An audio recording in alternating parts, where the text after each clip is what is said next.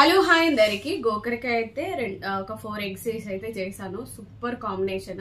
గోకరకాయని కొంచెం వేడి వాటర్లో వేసి తీసి మంచిగా ఎగ్స్ కొంచెం కొట్టి పోసామనుకో సూపర్ ఉంటుంది. అసలు వాటర్ యాడ్ చేయకుండా అయితే చేశాను అనమాట. ఫుల్ వీడియో చూడండి, డెఫినెట్ గా ట్రై చేయండి. మీకు ఎలా వచ్చిందో కామెంట్ సెక్షన్ లో కామెంట్ చేయండి. మీకు రెసిపీ బాగుంది అనిపిస్తే కామెంట్ చేయండి. సబ్స్క్రైబ్ చేయడం మాత్రం మర్చిపోవద్దు. ఫుల్ వీడియో చూసేద్దాం. గుడ్ మార్నింగ్ అందరికీ. ఈరోజు నా తమ్నెయిల్స్లో మీరు చూసారు కదా, ఎగ్ అండ్ గోకరకాయ తిని ఒక 2 years అవుతుంది. నిజంగా మా ఆయన తీసుకొచ్చినప్పుడు నేను అసలు షాక్ అయినా, ఎందుకంటే ఎన్నాళ్ళు అయింది ఈ కర్రీ చేసి ఈ రెసిపీ చేసి అనిపించింది. గోకరకాయనైతే ముందుగా ఇలా విరుచుకోవాలి, చాలా టైం పట్టుద్ది. అందుకనైతే ఫుల్గా నేను ఇంకా విరుచుకుంటూ చూపించలేదన్నమాట. స్టవ్ అయితే వెలిగించుకుందాం. స్టవ్ అయితే వెలిగించి కడాయి పెట్టాను. ముందుగా ఒక 2-3 కప్పుల వాటర్ అయితే వేసాను. ముందుగా గోకరకాయను కుక్ చేసుకోవాలి, అంటే వేడి వాటర్లు వేసి కొద్దిగా ఉడికిస్తే మనకి ఏంటంటే చాలా సాఫ్ట్గా ఉంటుంది. డైరెక్ట్ కూడా చేస్తారు కొంతమంది, కానీ చాలా గట్టిగా అయిపోయి హార్డ్ అవుతుంది. తింటున్నప్పుడు దానికి ఉన్న నార మనకు పళ్ళకి అంటుకోవడం పెద్దగా ఇంట్రెస్ట్ అనిపించదు తింటప్పుడు. అందుకనైతే వేడి వాటర్లో వేసి తీసి మంచిగా కుక్ చేసుకున్నాం అనుకో ఈజీగా అయిపోతుంది. ఒక్క గోకరకాయను కూడా వేస్ట్ చేయకుండా హ్యాపీగా తినొచ్చు అనమాట. దీంట్లో నేను ఎగ్స్ యాడ్ చేస్తున్నాను కదా, పగలగొట్టి వేస్తున్నాను. Super recipe. అస్సలు వాటర్ అయితే ఇంక్లూడ్ చేయొద్దు, డైరెక్ట్ మంచిగా ఆయిల్లోనే చేసుకోవాలి. సూపర్ టేస్టీ, అదిరిపోద్ది. ఫుల్ వీడియో చూడండి, మీరు కూడా ట్రై చేయండి. మీకు ఎలా వచ్చిందో కామెంట్ సెక్షన్లో నాకు కామెంట్ చేయండి. నా రెసిపీ నచ్చితే సబ్స్క్రైబ్ చేయండి, లైక్ చేయండి. లైక్ చేయడం మాత్రం మర్చిపోవద్దు, లైక్ చేయండి. ముందుగా అయితే అన్నీ రెడీగా పెట్టేసుకున్నాను కదా. వేడి వాటర్లో 1 స్పూన్ నేను సాల్ట్ యాడ్ చేశాను, మీరు చూసే ఉంటారు. ఇది గోకరకాయ అండ్ 2 ఆనియన్స్ ఇవన్నీ కూడా నేను పక్కన పెట్టేసుకున్నాను అనమాట. ఇప్పుడు వాటర్ అయితే హీట్ అయింది కదా, దాంట్లో గోకరకాయ వేసేసుకున్నాము. చాలా ఫ్రెష్గా హెల్తీగా ఇప్పుడే చేను నుంచి తెంపుకొచ్చినట్టుంది. నిజంగా చూస్తుంటే తినాలనిపించింది. పెద్దగా నాకు ఇంట్రెస్ట్ ఉండదు గోకరకాయ అంటే, ఎందుకంటే కట్టెలు ఉంటుందని ఎప్పుడూ అన్ఇంట్రెస్ట్గానే ఉంటుంది. కానీ ఈసారి చాలా ఇంట్రెస్ట్గా చేశాను. చూడడానికి కూడా చాలా ఫ్రెష్గా ఉంది. చేయాలని ఇంట్రెస్ట్ ఎక్కువ అనిపించింది. ఇది కుక్ అవ్వడానికి ఒక 2-3 మినిట్స్ అయితే మూత పెట్టి మగ్గిచ్చేసుకుందాము. చూసారు కదా, ఒక 2-3 మినిట్స్ తర్వాత మంచిగా వేడి వాటర్లో బాయిల్ అవుతుంది కదా గోకరకాయ. ఈలోపు మనము ఆనియన్స్ ఇవన్నీ కట్ చేసి పెట్టుకున్నాం కదా, కొంచెం మంట సిమ్లకు అనుకొని ఇవన్నీ కూడా ఒక ప్లేట్లోకి అయితే తీసి పక్కన పెట్టేసుకుందాము. పక్కన పెట్టేసి ఇంకా మిగతా ప్రాసెస్ ఉంది కదా, మన ఆనియన్స్ ఎగ్స్ ఇవన్నీ వేసుకోవాలి కాబట్టి ఈ ప్రాసెస్ అంతా స్టార్ట్ చేద్దాము. యాక్చువల్లీ మార్నింగ్ చాలా వర్క్ ఉంటుంది. పిల్లలు స్కూల్కి వెళ్ళిన తర్వాత ఈ ప్రాసెస్ నేను స్టార్ట్ చేసుకోవడానికి రిలాక్స్గా ఉంటుంది. వాళ్ళు స్కూల్కి అయితే వెళ్ళారనమాట. వెళ్ళిన తర్వాత నేను గోకరకాయని తెంచుకోవడం, ఇంకా అదే నేను లాస్ట్ టైం ఇంకో రెసిపీ కూడా చేశాను, బచ్చల కూర రెసిపీ. అది కూడా ఇంట్రెస్ట్ ఉన్న వాళ్ళు చూడండి, నా వీడియోలో ఉంటుంది. అది బచ్చల కూర అనమాట, అది ఫ్రై చేయాలి. అందుకని అయితే నేను పక్కన పెట్టేశాను కడిగి. అది చేయాలి, ఇది చేయాలి, 2 కర్రీస్ ఉందన్నమాట ఇంట్లో. చూసారు కదా, ఇవైతే కుక్ అయినాయి కదా, పక్కన పెట్టేసుకుందాం ప్లేట్లో తీసి. చాలా వేడివేడిగా ఉంది. ఇలా సాఫ్ట్గా కుక్ చేసుకుంటే మనకి ఎర్లీగా కర్రీ అయిపోతుంది. గోకరకాయ వేస్ట్ అవ్వదు, మంచిగా తినొచ్చు అనమాట. గోకరకాయని చాలా రకాలుగా కూడా కుక్ చేసుకోవచ్చు, కానీ నేను ఈరోజు ఎగ్స్ వేసి చేస్తున్నాను. మన ఆయిల్ ఇటెక్కనిద్దాం, ఎందుకంటే గోకరకాయకి ఎగ్స్ యాడ్ చేస్తున్నాం కాబట్టి కొంచెం ఆయిల్ ఎక్కువగానే పడుతుంది. దీంట్లో వాటర్ మనం అస్సలు ఇంక్లూడ్ చేయట్లేదు కాబట్టి చూసి వేసుకోండి. ఆయిల్ కొంచెం ఆవాలు వేసాను, వేసి వేయనట్టుగా. అది కొద్దిగా జీలకర్ర కూడా ఇంక్లూడ్ చేశాను. బిర్యానీ ఆకు వేసుకోండి, ఆప్షనల్. చెక్క కూడా వేసుకోండి, కొంచెం ఫ్లేవర్ బాగుంటుంది. తిన్నా కొద్ది తినాలనిపిస్తుంది. అసలు గోకరకాయని ఈరోజు చాలా ఇంట్రెస్ట్గా ఎనర్జెటిక్గా వండాను నేను. మా పిల్లలు స్కూల్కి వెళ్ళిపోయారు. పొద్దున చాలా హరిబరి ఉంటుంది వర్క్. వాళ్ళు వెళ్ళిపోయినాక మిగతా ప్రాసెస్ అంతా చేసుకోవడానికి రిలాక్స్గా ఉంటుంది. మార్నింగ్ లేవకపోతే పనే అవ్వదు. 6:30 కల్లా లెగాల్సిందే. నిజంగా ఉమెన్స్కి ఎప్పుడండి రెస్ట్ ఉండేది నిజంగా. ఇప్పుడైతే ఆయిల్ హీట్ ఎక్కింది కదా, దాంట్లో ఆనియన్స్ పచ్చిమిర్చి కూడా ఇంక్లూడ్ చేసుకోవాలి. మంచిగా ఆయిల్ అయితే మంచిగా హీట్ ఎక్కింది కదా, ఇప్పుడైతే ఆనియన్స్ వేసిన తర్వాత ఒక బ్రౌన్ షేడ్లోకి వచ్చేంత వరకు అయితే కొంచెంగా వేపుకుంటే సరిపోతుంది. మూత పెట్టి ఒక 5-2 మినిట్స్ అలా వదిలేయాలి. చాలా ఈజీ రెసిపీ, సింపుల్గా చేసుకోవచ్చు. అంత హరిబరిగా ఏదన్నా ఎక్కువ వేసినాం అనుకో కూర పాడవుద్ది. చూసి కుక్ చేసుకోండి. ఆనియన్స్ అయితే మగ్గాయి. ఇప్పుడు ఈ స్టేజ్లో ఉన్నప్పుడు మళ్ళీ ఒకసారి కలుపుకొని ఇంకా ఏమేమి వేసుకోవాలో తెలుసు కదా, మనం అల్లం పేస్ట్, కరివేపాకు మెయిన్ ఇంగ్రీడియంట్. నాకు చాలా ఇష్టమైన ఫ్లేవర్ ఇది. ఇది లేకుండా నేను కర్రీ చేయలేను, చాలా కష్టం అనిపిస్తుంది నాకైతే. చేసేవాళ్ళు ఉండొచ్చు కానీ కరివేపాకు కంపల్సరీ ఇంక్లూడ్ చేయాల్సిందే.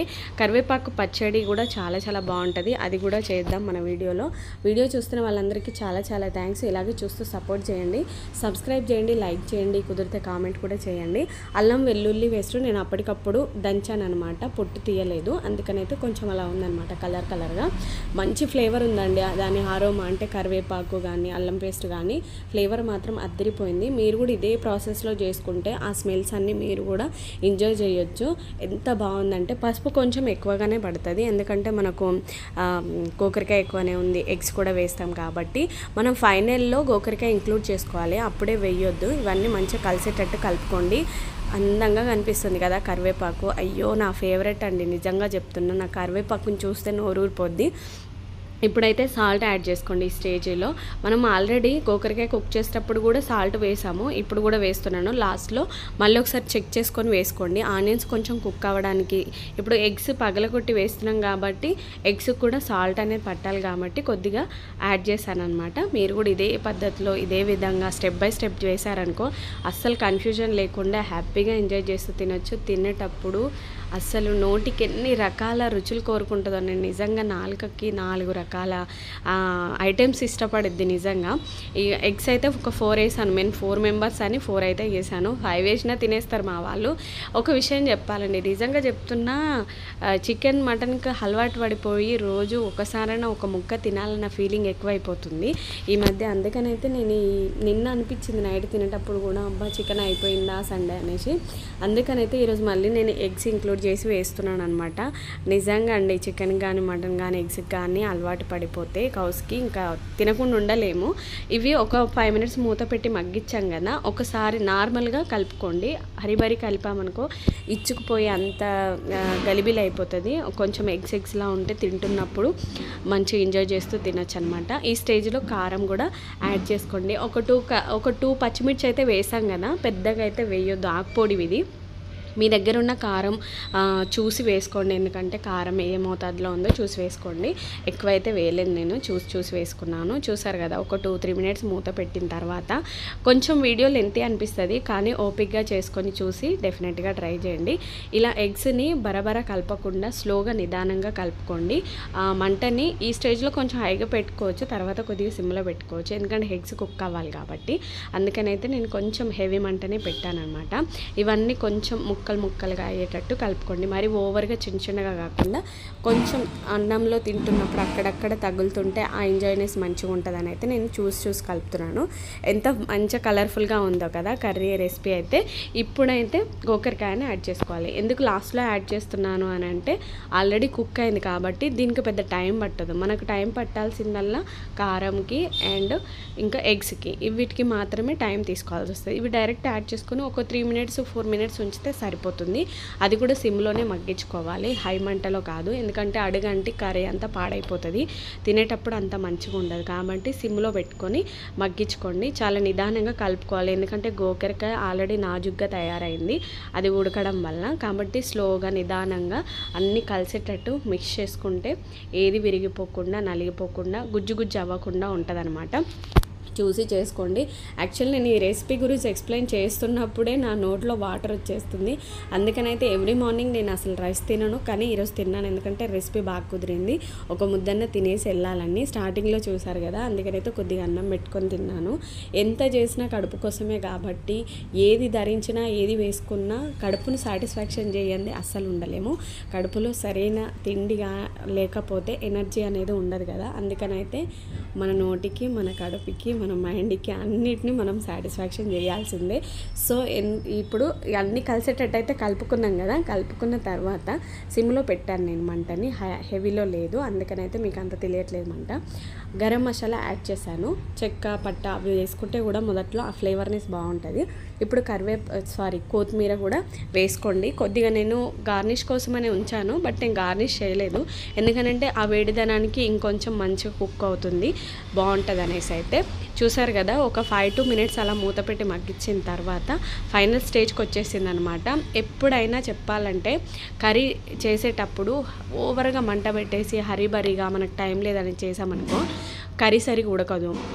దానికి సరైన టైం ఇవ్వకపోతే అది సరిగ్గా కుక్ అవ్వదు, తినేటప్పుడు మనకు నచ్చదు. కాబట్టి దాని పని అది చేసుకోవాలి అని అంటే మంట సిమ్లో పెట్టి మనం మిగతా ప్రాసెస్ చేసుకోవాలి. ఇప్పుడు ఆఫీస్కి వెళ్ళే వాళ్ళు ఉన్నారనుకోండి, మేబీ మంట సిమ్లో పెట్టేసి స్నానానికి వెళ్ళి బ్రష్ చేసుకొని ఇవన్నీ చేసుకొని వచ్చేలోపు దానిపైన చూసుకుంటుంది నిదానంగా. మసాలాలన్నీ సాల్ట్ మసాలా అవన్నీ కలిసేటట్టుగా అన్నీ ఇంక్లూడ్ అయిపోయి పర్ఫెక్ట్గా కుక్ అవుద్ది. కాబట్టి సిమ్లో పెట్టి వదిలేయడానికి ట్రై చేయండి. చూసారు కదా, నేను సిమ్లో పెట్టాను కాబట్టి అడుగంటకుండా నిదానంగా కుక్ అయిందనమాట. నా వీడియో నచ్చితే సబ్స్క్రైబ్ చేయడం మాత్రం మర్చిపోవద్దు. గోకరకాయ రెసిపీ అయితే డెఫినెట్గా ట్రై చేయండి, మీకు కూడా సేమ్ ఇలాగే వచ్చింది. మీకు నా వీడియో నచ్చింది, బాగుంది, ప్రాసెస్ బాగుంది, ఎమ్మీగా ఉందనిపిస్తే మాత్రం షేర్ చేయండి, లైక్ చేయండి, సపోర్ట్ చేయండి. సాల్ట్ ఒకసారి చెక్ చేసుకున్నాను నేను, సాల్ట్ కొద్దిగా తగ్గింది అనిపించింది. ఎందుకంటే మనం కుక్ చేసేటప్పుడు గోకరకాయ కుక్ చేసేటప్పుడు వేసుకున్నాము, తర్వాత ఆనియన్స్లో ఇంక్లూడ్ చేసాము, ఇప్పుడు వేసాను. ఎందుకంటే సాల్ట్ అనేది చెక్ చేసుకొని వేసుకోవాలి. హెవీగా ఒకేసారి వేసామనుకో ఇంకా బిస్కెట్ అయిపోతుంది, ఎవరు తినలేరు, ఇంట్లో ఉన్న వాళ్ళందరూ మనల్ని వేసుకుంటారు. కాబట్టి ఇప్పుడు చూసి వేసానమాట. అన్నీ పర్ఫెక్ట్గా సరిపోయాయి. కూర మాత్రం అద్దిరిపోయిందండి. నాకైతే నోట్లో వాటర్ వచ్చేస్తున్నాయి, నిజంగా చెప్తున్నా. మీకు కూడా అలాగే అనిపిస్తుంది కదా. నా వీడియో నచ్చిందంటే మాత్రం మీరందరూ సపోర్ట్ చేస్తారని మనస్ఫూర్తిగా ఆశిస్తున్నాను. ఇంకా మంచి వెరైటీ రెసిపీస్ చేస్తాను, అవి కూడా చూస్తుండండి. ముందు నా వీడియోస్ రావాలంటే మాత్రం మీరు సబ్స్క్రైబ్ చేసుకోండి. ఇంకో 5-2 మినిట్స్ అలా మూత పెట్టి వదిలేసామనుకో గతం ఫైనల్గా కర్రీ అయిపోయినట్టే. గోకరకాయ మాత్రం చాలా నాజుగ్గా అందంగా ఉంది, అందుకనే నేను ఇంట్రెస్ట్గా ఈ రెసిపీ చేశాను. చాలామంది చేస్తారు కానీ చేయడం అనేది ఒక కళ, హ్యాండ్ తిరగాలి. కర్రీ చేయడం అంటే వేసామా తీసామా అని కాదు, అన్నీ పర్ఫెక్ట్గా పడితేనే తినాలని ఇంట్రెస్ట్ వస్తుంది. తినేవాళ్ళు కూడా 100కి 100 మార్క్స్ వేయాల్సిందే. సో నా వీడియో చూసిన వాళ్ళందరికీ చాలా థ్యాంక్ యూ సో మచ్. ఇలాగే సపోర్ట్ చేస్తూ ఉండండి. స్టవ్ అయితే ఆఫ్ చేసుకున్నాం. ఫైనల్గా కర్రీ అయిపోయింది.